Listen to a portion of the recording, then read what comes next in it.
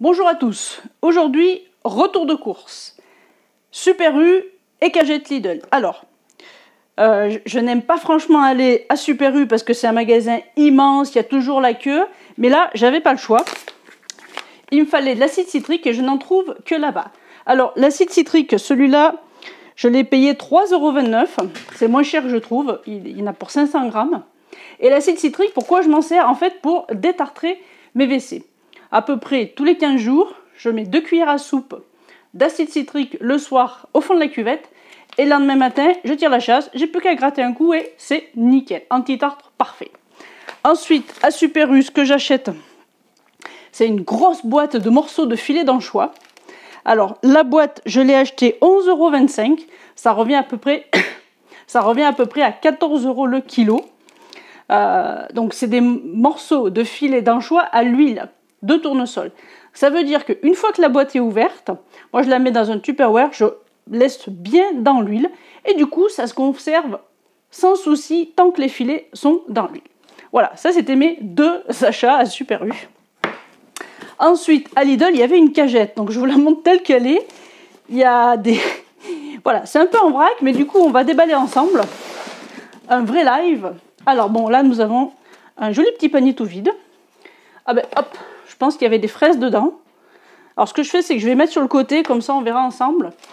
Alors il y a 2 avocats. Alors, il n'est pas mûr. Et il n'est pas mûr. Du coup, on va les mettre en bas du frigo, tranquillement, qui mûrissent. Alors, ma petite astuce avec les avocats, quand on en a trop, on peut les congeler. Alors, comment je fais? En fait, je les pèle. Je coupe la chair en morceaux et je les congèle direct. Du coup, parfait, il n'y a plus qu'à les sortir pour faire un guacamole. Ensuite, on a une tête d'artichaut. Elle est pas mal. Il n'y a pas grand chose à enlever. Après, bon, on verra ce qu'il y avait dedans. Des petites bananes. Des petites bananes Cavendish du Costa Rica. Alors, a priori, j'en ai plusieurs. Ah, il y a une qui est abîmée, c'est pas grave, il n'y en a qu'une qui est abîmée. Et voilà, des bananes, ça sert toujours. Là, on a des patates douces bio. Elles sont pas du tout abîmées. Ah ben j'en ai encore 2 là. Celle-là, il y a une tomate qui a coulé dessus. Donc j'ai des patates douces, cool. Oh, j'ai un beau panier de mandarines feuilles d'Espagne.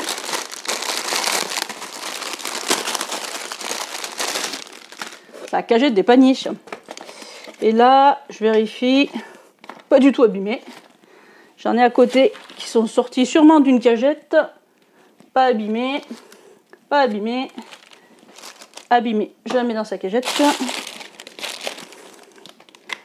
Pas abîmé du tout. Et abîmé. Une deuxième tête d'artichaut que j'avais même pas vue, madame. Là, on a des raisins. Super. On a un paquet de pommes golden, pas du tout abîmé. Super, je vais faire une tarte aux pommes. Hop.